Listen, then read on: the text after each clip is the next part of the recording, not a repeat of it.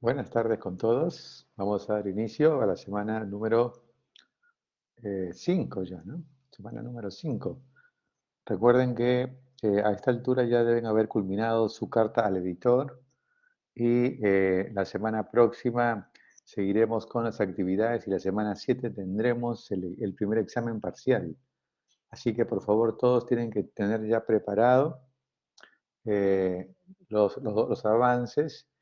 La semana que viene tendremos proyecto o protocolo de investigación, formato de inicio y recomendaciones, y la semana 7 tendremos un repaso. El 16 de mayo tendremos el primer examen parcial, así que queremos recordar a todos entonces en relación a estos temas. Saludamos, se encuentran con nosotros el doctor Iván Hernández Patiño, el doctor John Longa, Juan Carlos Roque y el doctor Willy Ramos. Vamos a dar pase a todos los colegas. Entonces, esto también vamos a saludar, ya se encuentran con nosotros más de 29 participantes. Hoy tendremos el tema validación de instrumentos de investigación y vamos a dejar el tiempo con el magíster Juan Carlos Roque. Adelante, Juan Carlos. Doctor de la Cruz, ¿cómo está usted? Muy buenas tardes. Doctores, ¿cómo están todos ustedes? Muy buenas tardes, estimados alumnos, muy buenas tardes.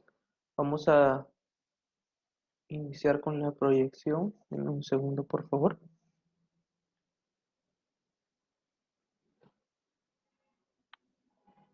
Un ratito.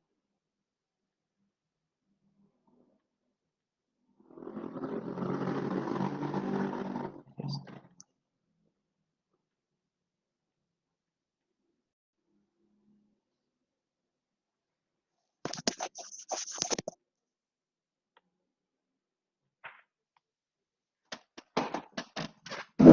Ok, muy bien. Nos toca revisar el tema de validación de instrumentos, ¿no? De instrumentos en investigación. Déjenme cambiar el puntero láser. Ahí está. Entonces, es importante recordar que tenemos, bueno, por ejemplo, un tensiómetro puede ser un instrumento, pero también a su vez ponte una escala para poder medir el miedo hacia el coronavirus, una escala para poder medir síntomas depresivos, ¿no? También es un instrumento, ¿no? Y estos instrumentos requieren de dos características importantísimas, ¿no? Para que, digamos, podamos decir que están estandarizados. Las dos Falta audio. características, uy, a ver, disculpe.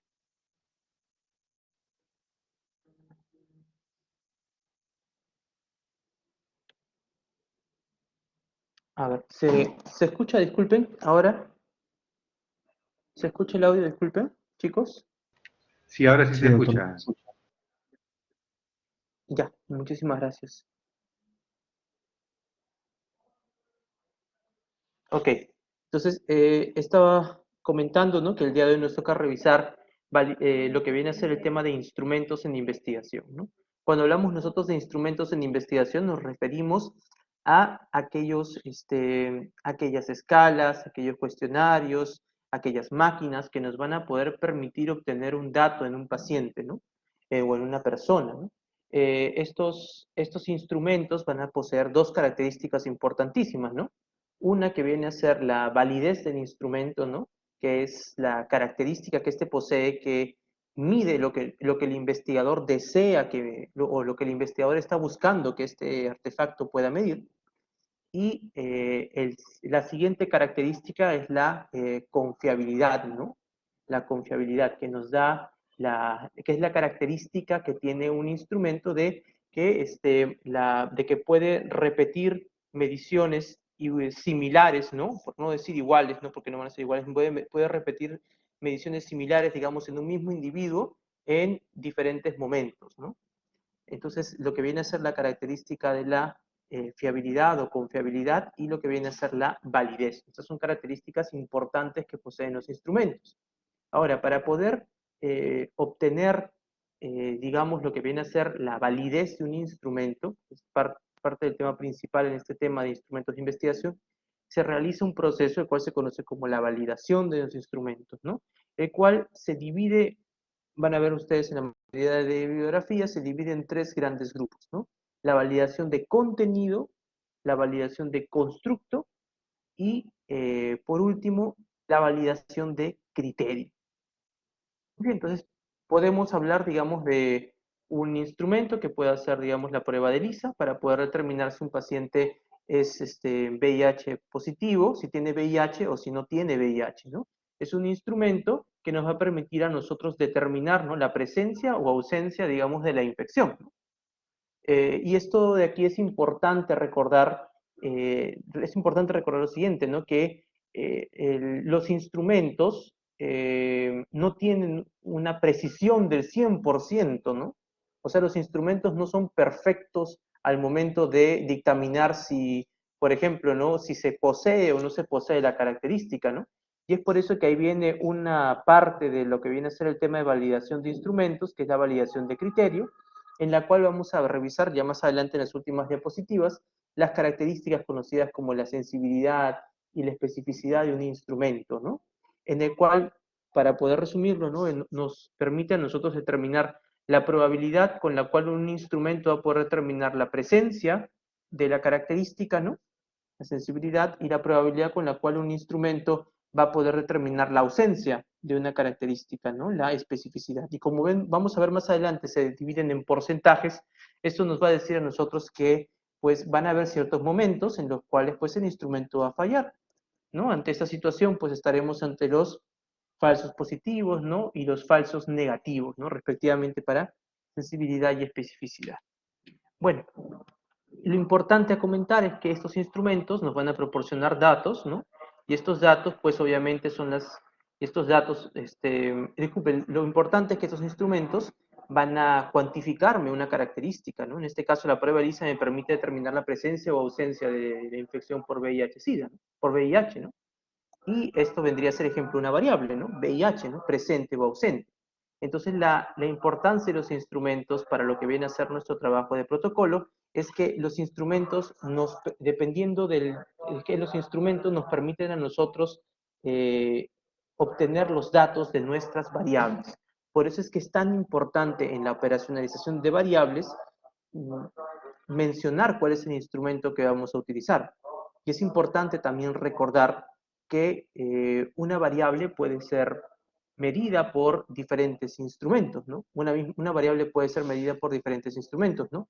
Por ejemplo, por la prueba de dos pruebas de ELISA positivos, ¿no?, para determinar VIH, o una prueba de Western blot. Entonces, son diferentes instrumentos que nos permiten a nosotros determinar la presencia o ausencia de esta variable VIH, ¿no? También, por ejemplo, ¿no?, ya hemos estado en las épocas de pandemia, ¿no? La prueba de antígeno, la prueba del PCR, son instrumentos distintos, pero al final buscan determinar la presencia o ausencia de la infección por SARS-CoV-2, ¿no? De la misma forma, importante recordar que para una variable podemos tener más de un instrumento. Bueno, entonces aquí tenemos, en este ejemplo que hemos dado, ¿no?, vamos a visualizar dos variables, una variable cuantitativa, ¿no?, que va a ser la altura. Habíamos estado viendo la semana pasada que las variables presentaban dos tipos de definiciones, ¿no? Una definición teórica que hacía referencia al constructo de esta, ¿no? En este caso, como estamos hablando de una magnitud, tenemos que expresar la definición física, ¿no?, de esta, ¿no?, dimensión vertical de un cuerpo en su posición natural o normal. Esta vendría a ser la definición teórica, ¿no?, de lo que viene a ser la altura.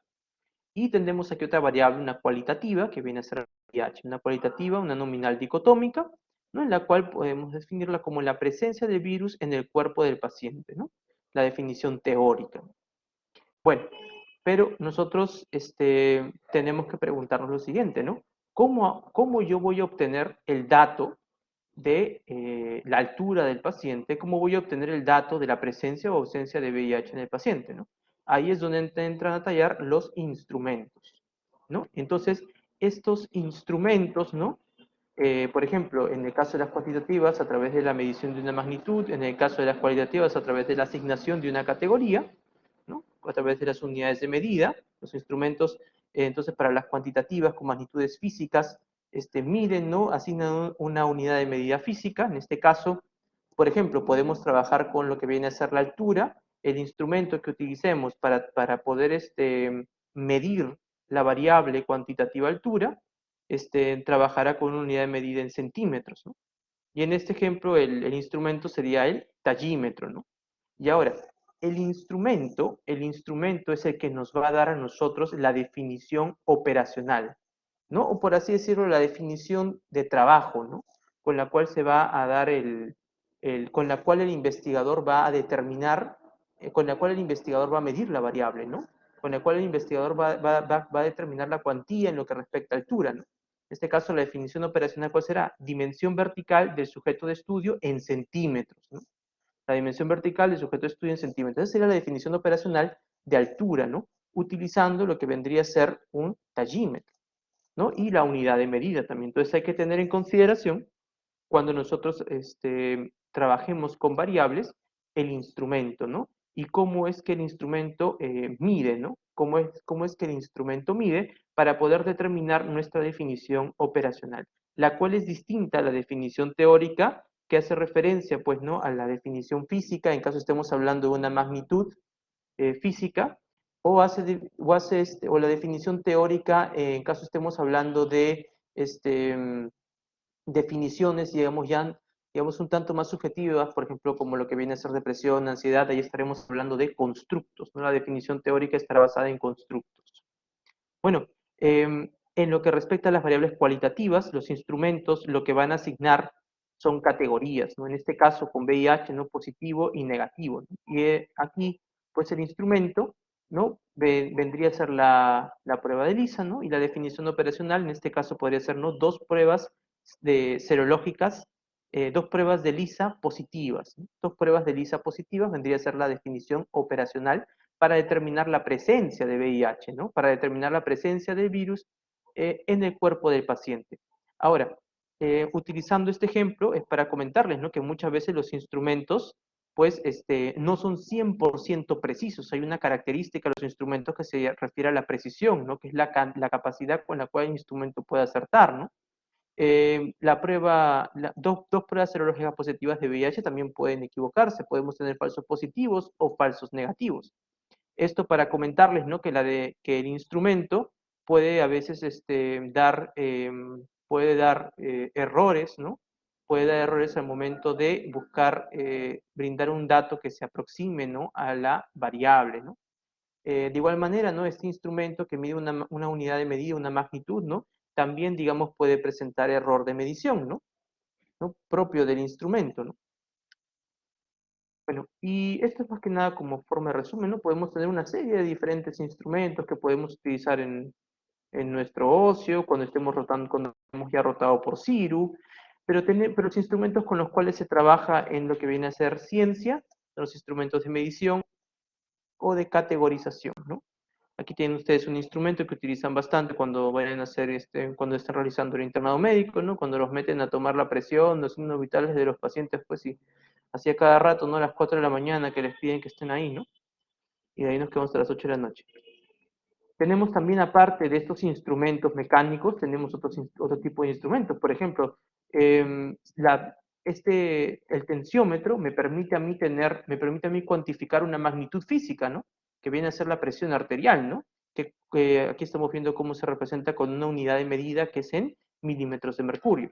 Pero, por ejemplo, aquí tenemos una característica subjetiva del paciente, aquella que no se puede percibir a través de los 5 sentidos, en este caso la depresión, ¿no? Y lo que se ha realizado y lo que se ha realizado para poder cuantificar los síntomas depresivos o determinar la presencia o ausencia de la depresión, para poder cuantificar, para poder medir esta variable, para poder determinar la presencia o ausencia de esta variable, que es una variable subjetiva, es generar lo que les había comentado previamente, ¿no? Los constructos, ¿no? Definiciones teóricas que le permiten al investigador dar una definición de un estado subjetivo, una característica subjetiva que no se puede medir a través de los 5 sentidos por el paciente, ¿no? Y estos constructos, para que podamos nosotros medirlos, el investigador los traduce a las famosas escalas o a los cuestionarios, ¿no? Los cuales vamos a ver nosotros, en los cuales vamos a ver nosotros representados lo que vienen a ser, pues, ¿no? Los ítems, ¿no? Que ya vamos a ver más adelante, los ítems, que son preguntas que nos permiten determinar, ¿no? Nos permite a nosotros determinar el nivel de conocimiento de una persona, o la presencia o ausencia de una característica que no se puede, digamos, medir a través de los 5 sentidos, como la depresión, la ansiedad, ¿no? O poder determinar la intensidad de la depresión o la intensidad de la ansiedad, o poder determinar otras cosas, digamos, como el nivel de satisfacción que tenga una persona, ¿no? Esas cosas, digamos, no se pueden medir a través de los 5 sentidos, ¿no? Y requiere, pues, que se genere primero un constructo, una definición teórica de esta característica, para posteriormente aterrizar esa definición teórica en una definición operacional, que vendría a ser el instrumento, esta escala que se está construyendo, y dentro de esta escala, pues, no una serie de preguntas que nos van a permitir a nosotros cuantificar esta característica subjetiva, no poder aterrizarla, y esto de acá, pues obviamente este instrumento, dependiendo de lo que se busque medir, por ejemplo, ¿no? Este instrumento, digamos que sea para determinar la presencia de depresión, ¿no? La definición operacional de este instrumento, la definición operacional de depresión utilizando este instrumento, por ejemplo, ¿no? Sería, digamos, más de 12 puntos, por ejemplo, ¿no? Más de 12 puntos en la escala de Hamilton determina la presencia de síntomas depresivos en el paciente, ¿no? O la presencia de depresión en el paciente, ¿no? Entonces, más que nada, a eso es a lo que hace referencia la definición operacional, ¿no? La definición operacional depende del instrumento, ¿no? La definición operacional depende del instrumento, ¿no? Y tenemos en sí una serie de instrumentos, ¿no? Que se han generado, de escalas, de cuestionarios que se han generado para poder cuantificar, como les había comentado previamente, características subjetivas de los pacientes, las personas. Okay, tenemos entonces en los instrumentos de medición y categorización en investigación dos grandes grupos, ¿no? Los mecánicos, ¿no? Como el tensiómetro, el ecógrafo, por ejemplo, el ecógrafo también nos permitiría a nosotros diagnosticar la presencia o ausencia de alguna masa, de alguna patología, ¿no? Tenemos también, por ejemplo, el glucómetro, ¿no? Más que nada para tener en cuenta que estos instrumentos de medición o categorización mecánico nos permiten a nosotros determinar magnitudes físicas, ¿no? El glucómetro, pues obviamente les va a medir a ustedes en una unidad de concentración, ¿no? Le va a medir usted una unidad de concentración. El hemograma computarizado también, ¿no? A usted le va a medir en unidades de concentración lo que viene a ser la serie blanca, ¿no? Entonces, todos esos instrumentos son mecánicos, pero tenemos también los instrumentos de medición o categorización documentales, ¿no? Los cuales vienen a ser las escalas, los cuestionarios, ¿no? Los cuales miden en características subjetivas que no se pueden, digamos, determinar a través de los 5 sentidos. Dentro de estos instrumentos de medición o categorización, dentro de los documentales, tenemos o trabajamos normalmente en la parte de medicina con dos grandes grupos, ¿no? Con los cuestionarios, que normalmente son escalas de ejecución máxima, ¿no? En los instrumentos de medición de tipo documentales se busca determinar, ¿no? Se busca determinar, por ejemplo, si es que el encuestado acierta con la respuesta. En este caso, el examen que ustedes van a tener ahora del parcial, ¿no? Vendría a ser un instrumento de medición de tipo documental, ¿no? En el cual se va a buscar determinar el nivel de conocimiento que usted tiene sobre metodología de la investigación, ¿no? Hay varios cuestionarios, ¿no? Por ejemplo, que se han realizado al respecto, ¿no? Por ejemplo, algunos de sus colegas que ya están terminando sus tesis no tienen, digamos, protocolos en los cuales están buscando medir el nivel de conocimiento en bioseguridad, otros que están en pacientes, ¿no? O en familiares, determinar el nivel de conocimiento sobre contagio por SARS-CoV-2, ¿no? Entre otras características, ¿no? Y otros que hay un tesista que está buscando determinar el nivel de conocimiento, de ciencias sociales, el nivel de conocimiento de la ley de modalidad de prácticas preprofesionales en internos de medicina, ¿no? Para determinar qué tanto conocen respecto a esa ley que supuestamente son sus deberes y sus derechos, ¿no? Qué tanto conoce el interno respecto a esto, ¿no? Entonces, eso vendrían a ser los instrumentos de medición de tipo documental en tipo cuestionario, ¿no? Y tenemos también las escalas, ¿no? En las cuales, como pueden ustedes visualizar, no hay una respuesta correcta, ¿no? Únicamente lo que buscamos aquí es cuantificar, ¿no? cómo se siente el paciente o el encuestado respecto a la pregunta que se le esté realizando, ¿no? Por ejemplo, aquí podríamos medir el nivel de satisfacción con la famosa encuesta de CERCUAL. Aquí podría estar también algunas escalas para poder determinar el nivel de ansiedad, el nivel de depresión, ¿no? Y aquí se utiliza el famoso escalamiento de tipo Likert. Bueno, vamos a pasar ahora a este punto, ¿no? ¿Cómo? Porque ya hemos explicado los dos grandes grupos de instrumentos de medición documental. Vamos a explicar ahora específicamente cómo es que se desarrolla este proceso de la generación y la validación de un instrumento documental, sea cuestionario o sea escala. Entonces, ¿cuáles son estos pasos para poder validar este tipo de instrumentos, ¿no? Primero, comenzamos con lo que viene a ser la validez de contenido, ¿no? Y vamos ascendiendo a validez de constructo, viene después lo que viene a ser el paso de la fiabilidad o la confiabilidad, ¿no? En el cual vamos a ver nosotros una serie de estadísticos, ¿no? Para, por ejemplo, para lo que viene a ser las escalas, ¿no?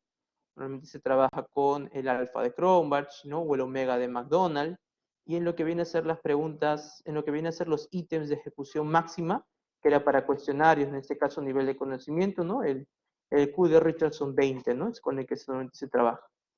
Y después de medir la fiabilidad, que normalmente se mide junto con la validez de constructo, ¿no? Viene la parte de la validación de criterio, ¿no? Que van a ser los tipos de validación que vamos a tocar el día de hoy.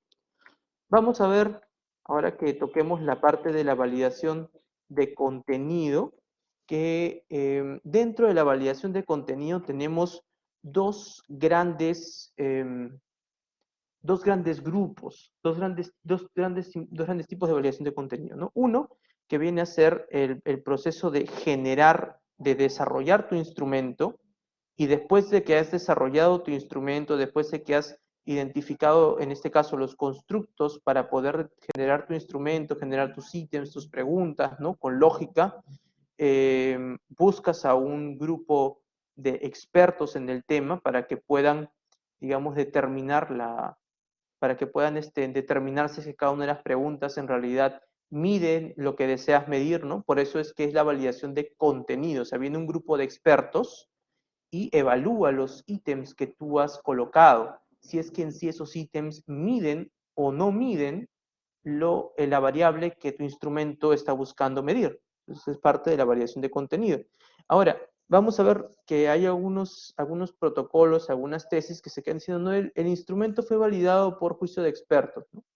Pero si se queda de esa forma, en realidad es una información a medias, porque el proceso de validación de contenido, si bien al momento de construir el instrumento, construir los ítems, hacer la búsqueda bibliográfica, no es, digamos, un tipo de investigación cuantitativo, el proceso de validación por los expertos tiene una ruta cuantitativa importante que hay que seguir, ¿no?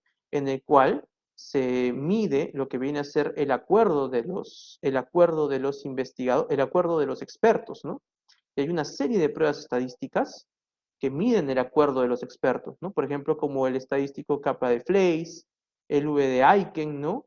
Hay una serie de pruebas que se encargan de determinar el grado de acuerdo, ¿no? Entre los expertos, ¿no?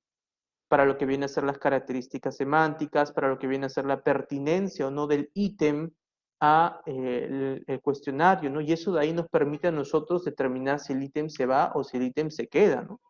Es importante tener en consideración eso, ¿no? La validación de contenido tiene un proceso que no es cuantitativo al inicio, en lo que viene a ser el desarrollo y la asignación de ítems, pero posterior a esto ya pasa a tener una repercusión cuantitativa, ¿no? En la cual nosotros tenemos que determinar el grado de congruencia que hay entre los expertos, ¿no? A través de pruebas estadísticas. Aquí entonces, para que recuerden, ¿no? Tenemos dos grandes grupos de enfoques de investigación, ¿no? La cualitativa y la cuantitativa, ¿no? En lo que viene a ser la cualitativa, ¿no? Lo que se busca es comprender la realidad, ¿no? Parte de la ruta de investigación cualitativa, en el caso de que se esté buscando, digamos, desarrollar un instrumento, vendría a ser el hecho de delimitar el constructo, ¿no? El constructo de la variable, ¿no? Parte de la delimitación del constructo de la variable, de determinar cuáles van a ser los ítems que van a componer a nuestro instrumento, viene a estar dentro de este enfoque, ¿no? Y posteriormente en la validación de contenido, que ya esta de aquí busca medir la realidad, en la validación de contenido estaría el acuerdo entre los expertos, ¿no? Para determinar si es que este instrumento, al momento de ser puesto en evaluación por los expertos, recibe, digamos, puntuaciones adecuadas, ¿no? A través de los estadísticos que les había comentado, ¿no? El capa de Fleiss, la B de Aiken, ¿no? La D de Lauché, entre otros, ¿no? Entonces aquí tenemos lo que viene a ser la validez de contenido, tenemos primero la validez de respuesta, la validez racional y la validez por jueces, ¿no? Dentro de la validez de respuesta, una de las cosas que normalmente realiza el investigador, que tiene que ver parte con el componente de investigación cualitativa, es la de ir a la población. Ir a la población, conversar con la población, identificar cuáles son, digamos, los puntos de vista de la población respecto a la variable que se busca tocar, y de esta manera uno, digamos, comienza a obtener investigación relevante a partir de entrevistas, ¿no? Datos relevantes a partir de entrevistas. Seguido de lo que viene a ser la validez racional, ¿no? En la validez racional, uno como investigador se dirige a lo que viene a ser los repositorios, ¿no? Lo que viene a ser las bibliotecas virtuales para extraer información y junto con estos componentes poder construir tu instrumento, no se construye el instrumento. Uno construye el instrumento y después de que construye el instrumento, somete este instrumento con sus respectivos ítems hacia jueces, ¿no? Estos jueces son los que van a apoyarnos, ¿no? En lo que respecta a la pertinencia de los ítems, a la correcta semántica, correcta redacción de los ítems, y esto nos permite a nosotros adecuar aún más nuestro instrumento, hacer modificaciones en los ítems en caso se requiera, o remover ítems en caso se requiera, dependiendo de lo que los jueces dictaminen, ¿no? Este viene a ser el proceso cuantitativo de la validación de contenido. Un dato importante es que al final, respecto a la permanencia de un ítem o al cambio de un ítem, es el mismo investigador quien dictamina y justifica después, ¿no? Por qué puede ser que haya decidido no remover el ítem o no cambiar el ítem por más que los jueces hayan en un grado de acuerdo relativamente alto determinado que debía de haberse modificado. Al final uno como investigador es el que dictamina el cambio. Bueno, entonces dentro de este proceso, una vez que ya identificamos, si queremos construir una escala o un cuestionario, identificamos el constructo. Una vez que identificamos nosotros el constructo, digamos, puede ser nivel de conocimiento sobre AutoCAD 2007, por ejemplo, ¿no? Identificamos el constructo, lo definimos y tenemos que identificar aquellos componentes que puedan medir el nivel de conocimiento que tenga el estudiante al respecto, ¿no? Eso es lo que se hace, ¿no? Durante los exámenes, ¿no? Se identifican aquellos ítems, aquellas preguntas que me puedan ayudar a mí a determinar el nivel de conocimiento que tenga un estudiante respecto a un tema, ¿no? Respecto al constructo que se está buscando delimitar. Ahora, por ejemplo, si lo trabajásemos como nivel de conocimiento en estadística descriptiva, ¿no? Si se dan cuenta, la estadística descriptiva comprende una serie de subtemas, ¿no? Por ejemplo, tenemos las medidas de tendencia central, las medidas de dispersión, los gráficos, las tablas, ¿no? Lo que viene a ser en población y muestra. Entonces tenemos todos esos subtemas, ¿no? Dentro de ese constructo tenemos subtemas. Y esos subtemas nosotros les vamos a dar un nombre aquí en esta escala. Se llaman dimensiones. Y a cada una de estas dimensiones vamos a buscar identificar preguntitas que nos permitan medir cuánto sabe el encuestado al respecto de cada uno de estos subtemas. Esos son los ítems, ¿no? Entonces ahí tienen ustedes, ¿no? Uno que mide nivel de conocimiento, de ejecución máxima, y uno que mide, digamos, la intensidad o la postura que tiene respecto a una pregunta, ¿no? Que viene a ser una escala. Ahora, aquí vamos ya después que hemos hablado de cómo es que se construye un instrumento y cómo es que se realiza el proceso de validación de contenido en la parte estadística por los expertos. Pasamos a otro tipo de validación. Ya lo validé por expertos, pero hasta el momento, hasta el momento, en ninguna situación, yo he puesto o he ejecutado el instrumento. En ningún momento yo he agarrado un grupo poblacional y les he dado el cuestionario para que lo puedan resolver. Entonces, eso se realiza ya en el siguiente paso de validación, que se conoce como la validación de constructo. En la validación de constructo, lo que se busca es ejecutar el instrumento. Ejecutar el instrumento para poder visualizar si es que mis preguntas,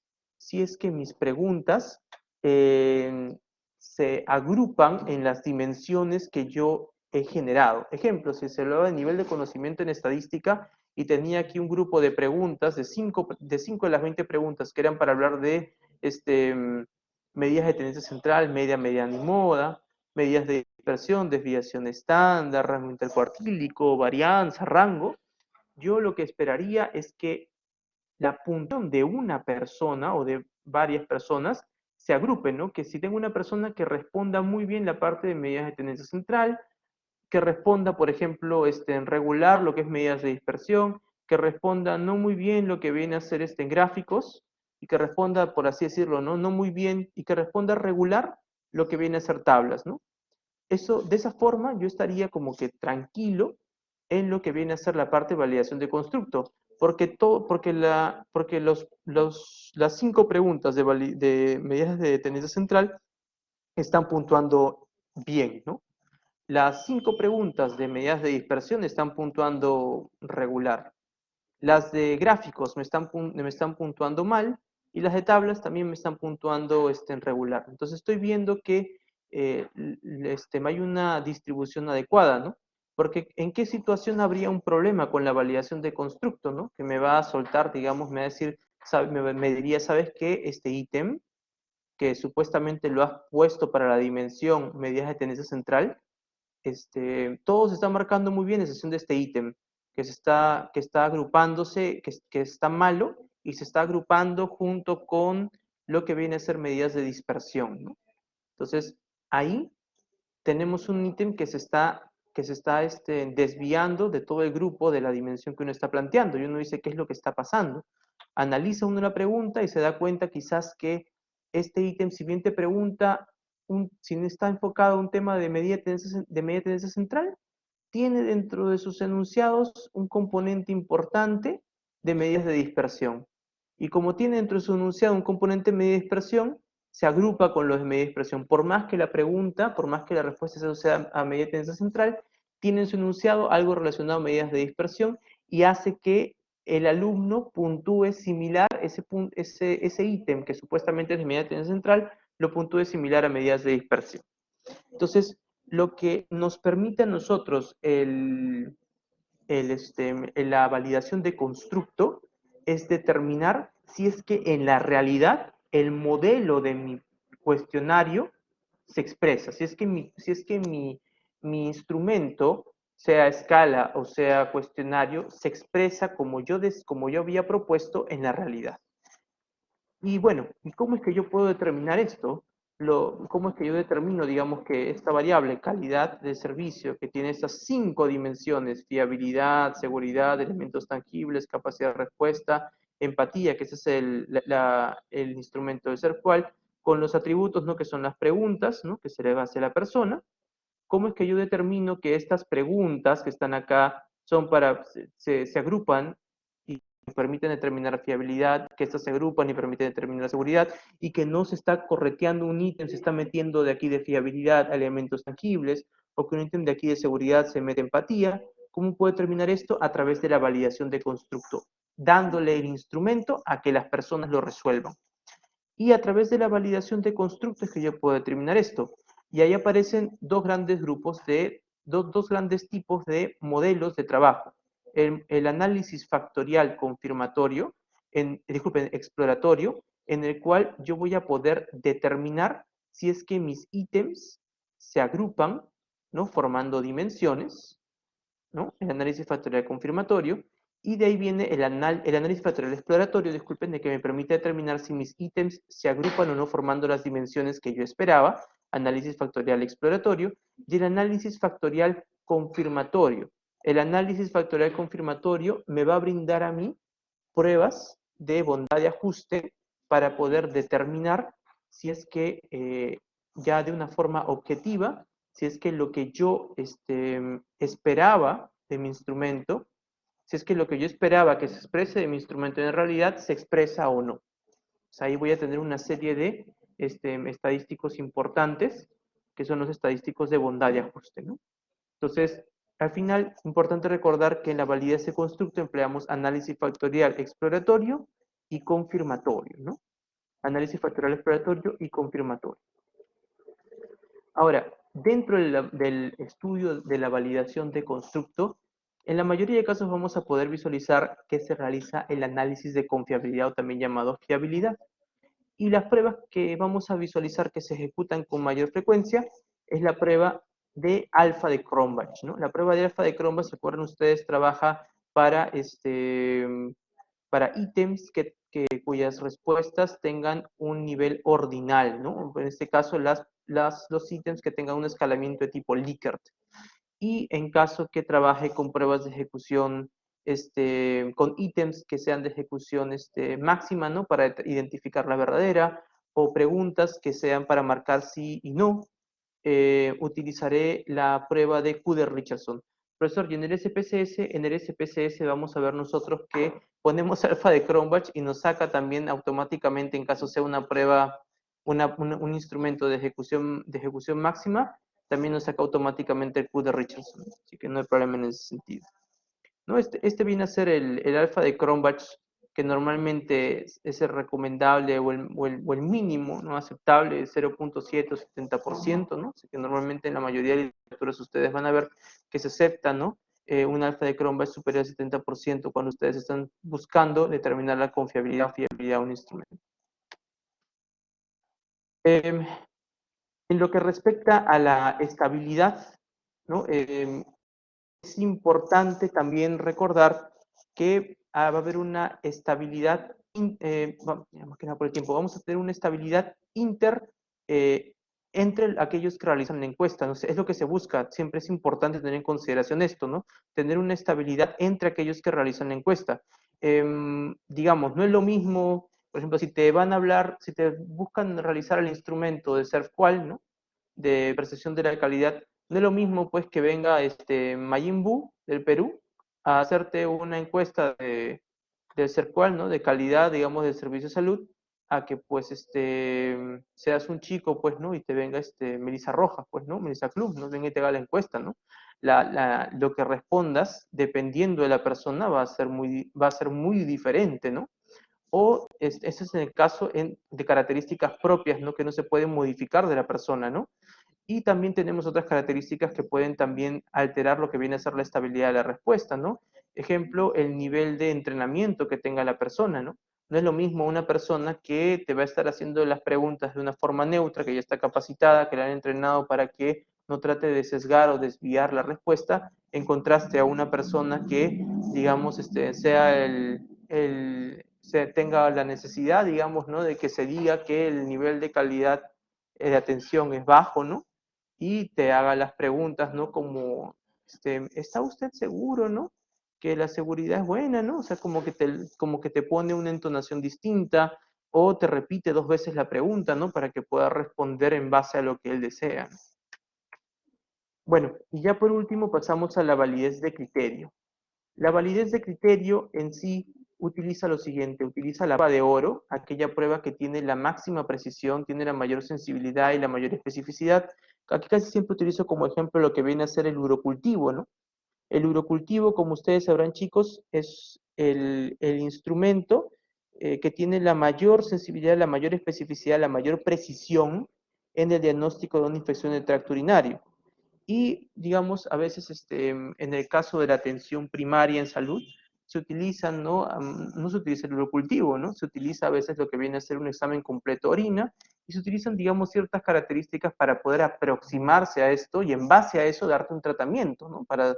Y eso es más que nada esas características dentro del examen completo orina, ese conjunto, vendría a ser, por ejemplo, el instrumento, ¿no? Y la prueba de oro sería el urocultivo, ¿no? Podríamos hablar también de lo mismo, ¿no? Para lo que viene a ser la depresión, ¿no? Esta escala de depresión, digamos, es el instrumento el cual nosotros estamos buscando determinar su sensibilidad y su especificidad, y lo podemos, digamos, contrastar, por ejemplo, con lo que viene a ser el suicidio, ¿no? Que se da en las personas, ¿no? Por ejemplo, podemos revisar lo que viene a ser las historias clínicas de los pacientes del grupo de pacientes que se han atendido, digamos, en ciertos centros de atención de salud mental, ¿no? Principalmente la atención primaria, ¿no? Que les han tomado lo que viene a ser esta escala de autoevaluación, ¿no? Y podemos ver la presencia o ausencia de depresión y podemos utilizar nosotros como prueba de oro, ¿no? Lo que vendría a ser el suicidio en esas personas, ¿no? Y de esta manera podríamos determinar la sensibilidad y la especificidad de lo que viene a ser esta escala para la medición de la depresión. De la misma forma, también el examen completo de orina vendría a ser el instrumento que nosotros deseamos determinar su sensibilidad, su especificidad a través de la validez de criterio, utilizando lo que vendría a ser el urocultivo, ¿no? Entonces es importante, para poder realizar validación de criterio de un instrumento se requiere siempre la prueba de oro, aquella que tenga la mayor precisión, la mayor sensibilidad, la mayor especificidad.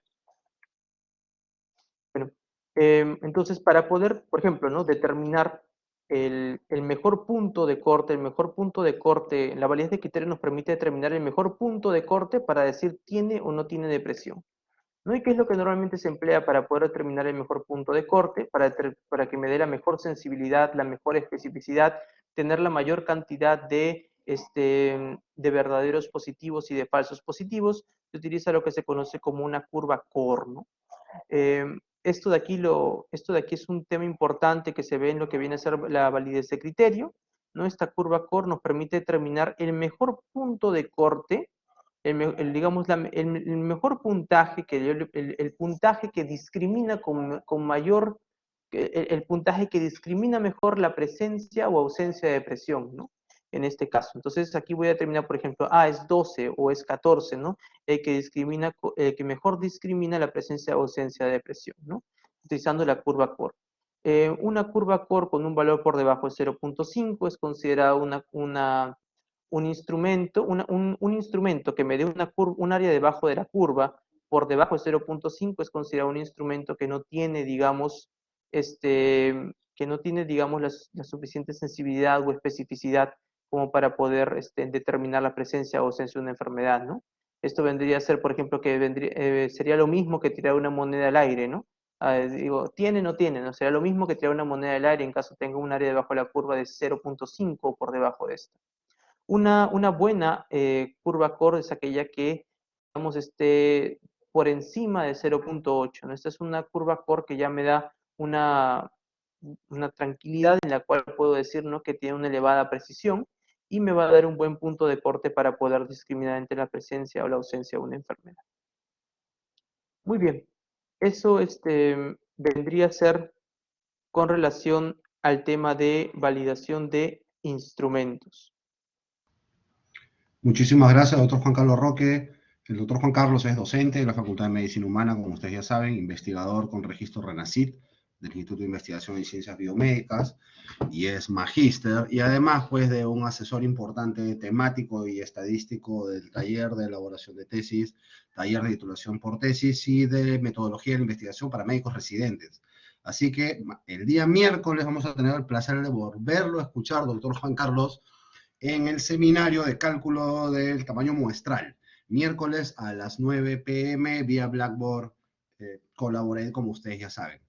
Muchísimas gracias, doctor David Laván, John Longa, al doctor Willy Ramos y a Juan Carlos Roque, y a nombre del doctor Johnny de la Cruz, pues, muchas gracias por su participación.